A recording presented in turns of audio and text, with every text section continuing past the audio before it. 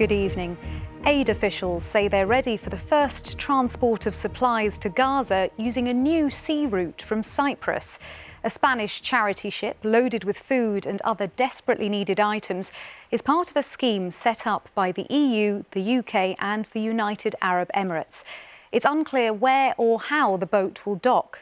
The US also has a plan to build a temporary pier off Gaza's western shore. That will take 60 days.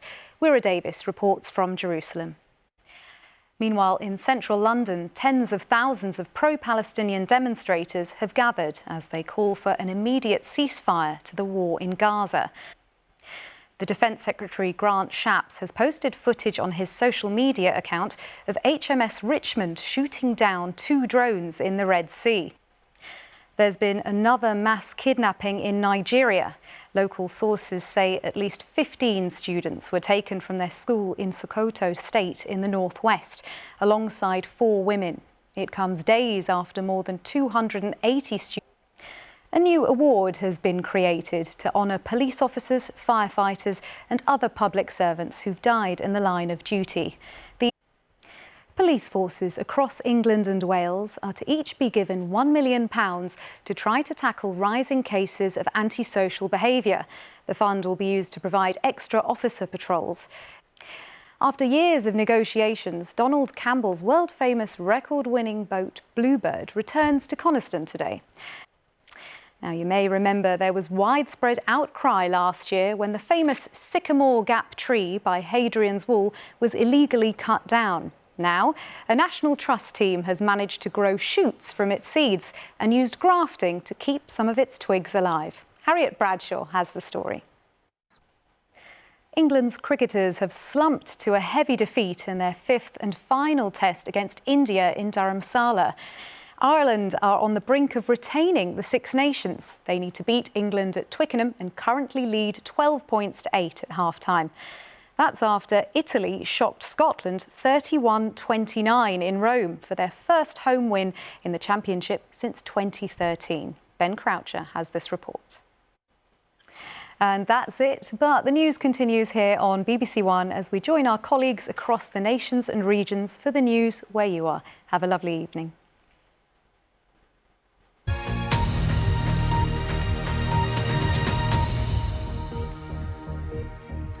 Good evening.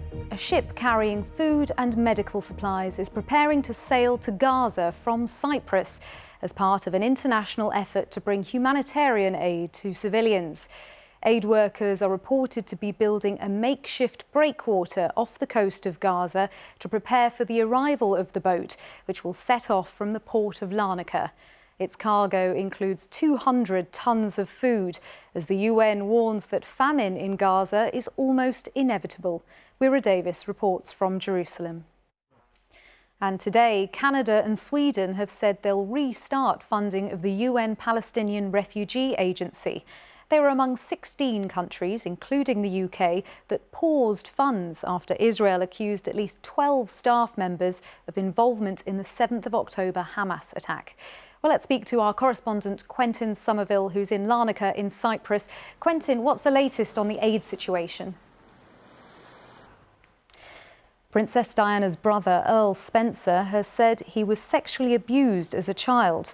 He said he was targeted by a female member of staff at his boarding school, Maidwell Hall in Northamptonshire. Our correspondent Charlotte Gallagher is here. Charlotte, what has the Earl said? Earl Spencer says the... Thank you. American, French and British forces say they've shot down dozens of drones threatening shipping off the coast of Yemen. The Ministry of Defence said the frigate. With all the sports news now, here's Hugh Ferris at the BBC Sports Centre. Hi, Hugh. Now, just before I go, following last week's budget in Westminster, here's Laura Koonsberg with what's on her show tomorrow morning. Well, that's all from me, but there's plenty more on the BBC News website. Have a very good night.